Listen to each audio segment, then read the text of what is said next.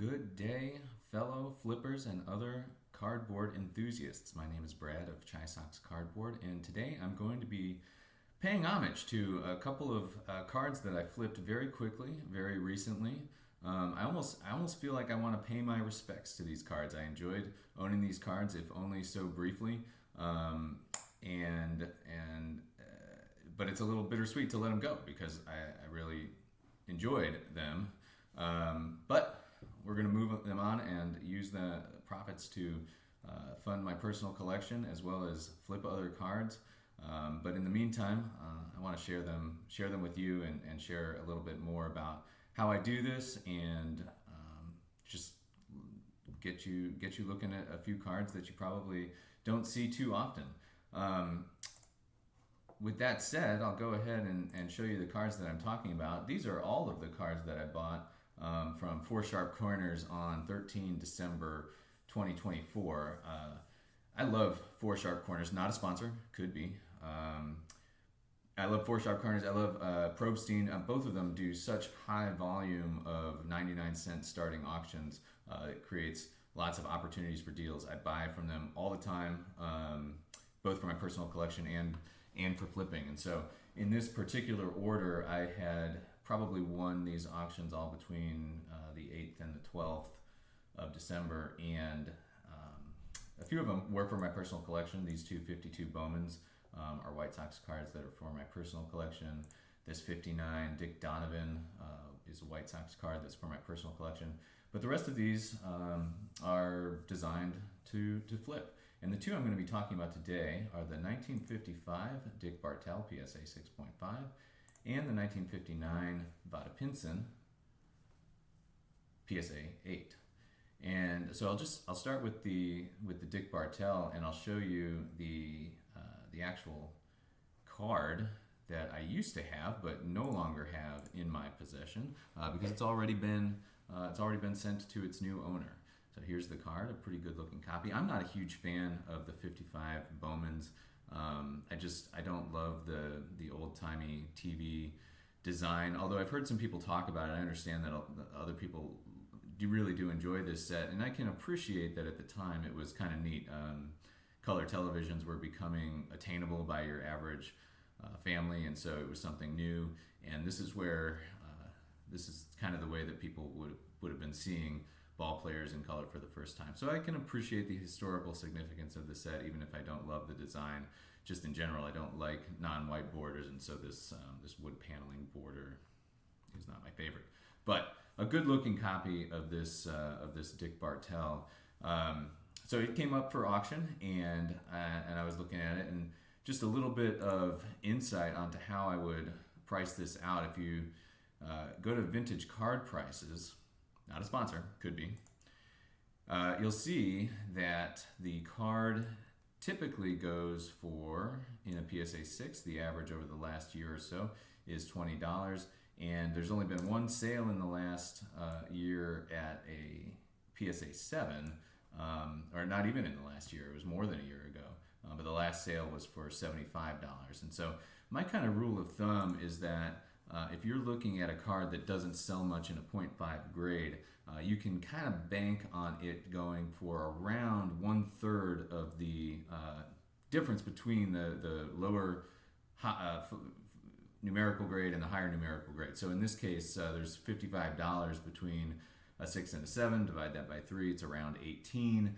Add that to the 6, the $20 for the 6, and I would expect this card to retail for somewhere around $38, give or take a few dollars. And so knowing that, I put in a bid probably for, I don't remember exactly, but probably for around $25, and I ended up getting it at the price point of $22.37. Add to that shipping and handling and tax, and I am paying $25.63 for this Bartell. That's what I've got into it right there, $25.63. And so I got it shipped to me. I think I received it on like the 23rd of December, and that was right before the Christmas holidays. I didn't get it posted online until the 28th or the 29th, and then it sold almost basically as soon as I posted it. This one I believe was sold on the very same day that I posted it. And I'll just go ahead and give a little bit more insight on the sale. If I can get my screen revealed here, one moment.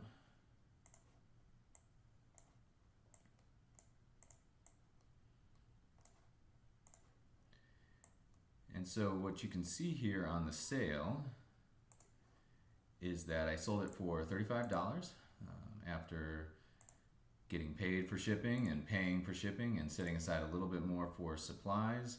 And I made a profit of $3.40 after paying eBay $6.16 in sale fees. And so that was came out to a profit of 13% on this card on just a 2 or 3 week turnaround. So I felt pretty good about that, and it's already off to its owner, I assume, in a collection more permanently. Certainly, it would have to be almost more permanently than mine. One thing that I learned in owning this card briefly was that the 1955 Bowman set includes just regular coaches. Dick Bartell was not a player or a manager. He was just a third base coach for the Cincinnati Reds.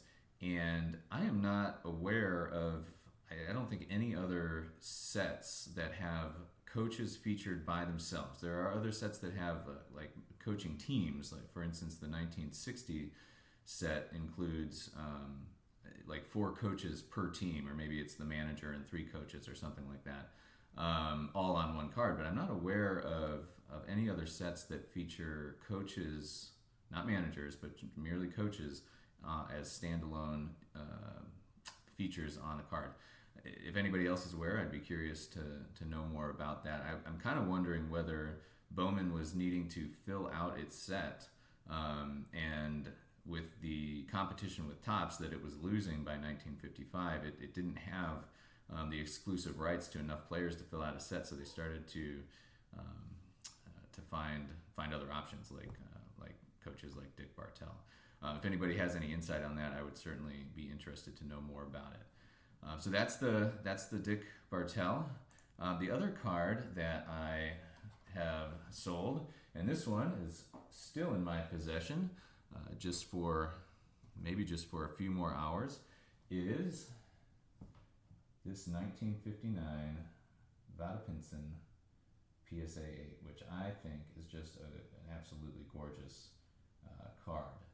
And this one was even better in terms of the value I got from flipping it.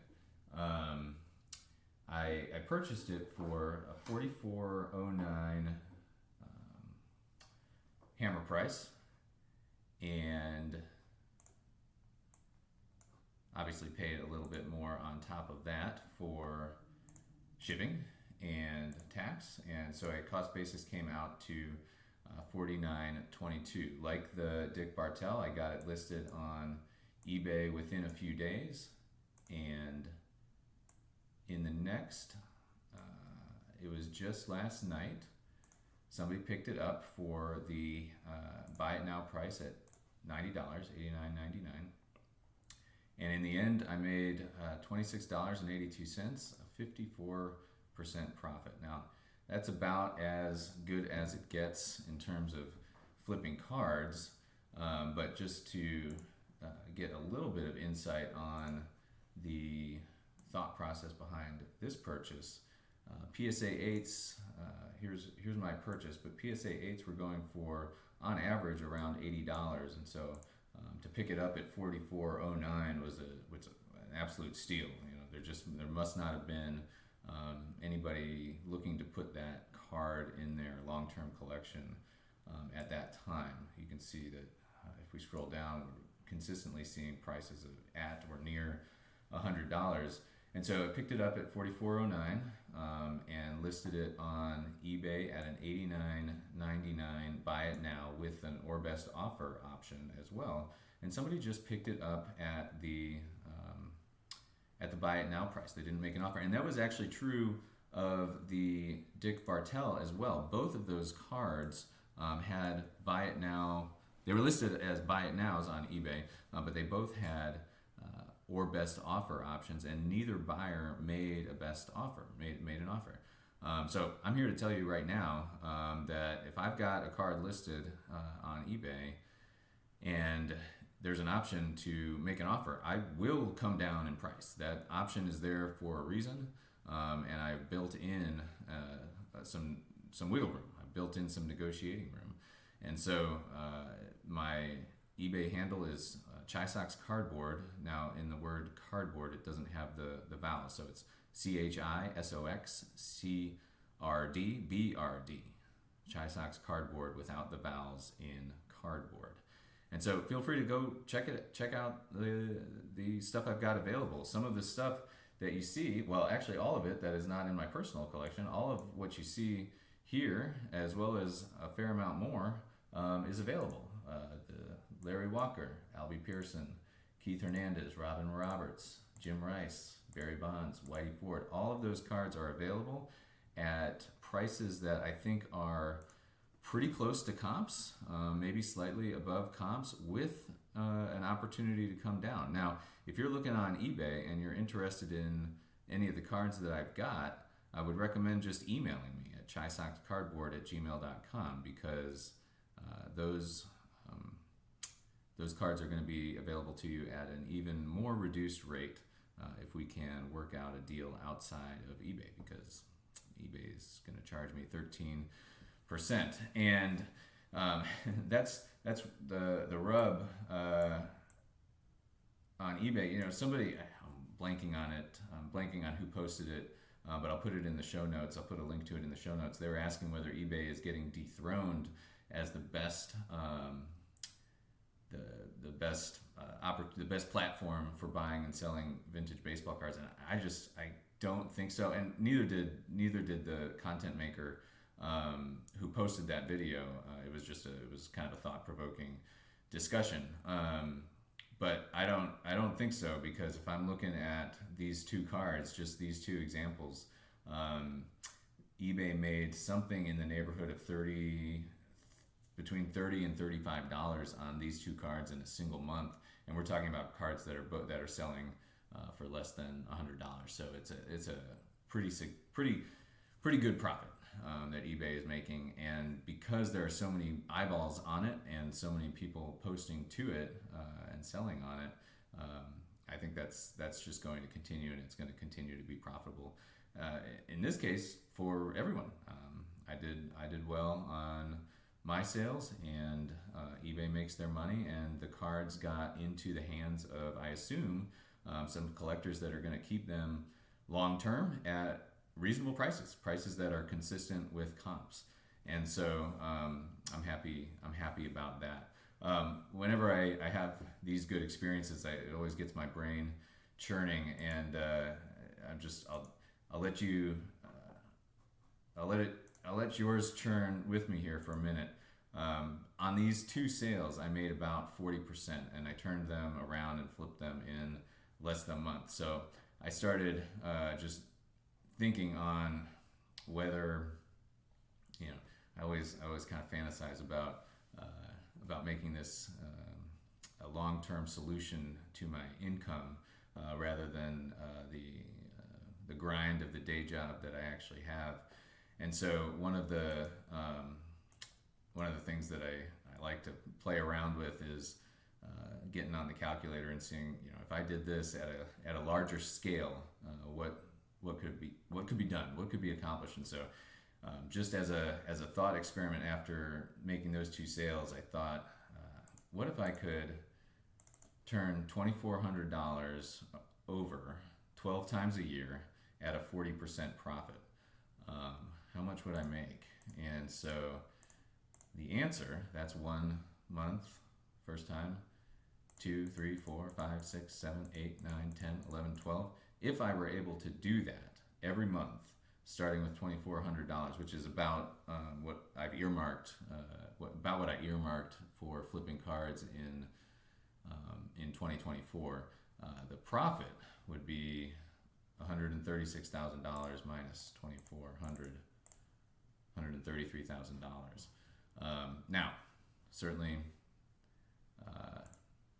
not sure that's possible. That would be a lot of volume and a lot of success balanced against very little failure. And so I'm not sure that's possible, but I like to fantasize about it. I like to imagine it. But just to remind me that it would be very difficult. I've been trying to sell this 1976 Topps Cardinals team PSA 8 for almost a year. Nobody seems to want it. I think it's a really good-looking example of the 8, and it's not. I'm not charging an arm and a leg for it.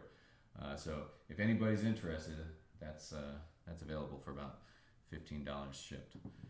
But I've had that in my inventory for almost coming up on a year now, and so whenever I get to fantasizing about making 40% profits 12 times over on $2,400 and making a very good, very comfortable living off of flipping vintage baseball cards, I try and remind myself that it's not all as good as the 1959 Vada Pinson and 1955 Bowman Dick Bartell. Well, thanks for watching, everybody. Hope you enjoyed this. I will get back to the 1965 Topps set at the beginning of the year. Until then, collect what you love, flip what you like. Thanks for watching.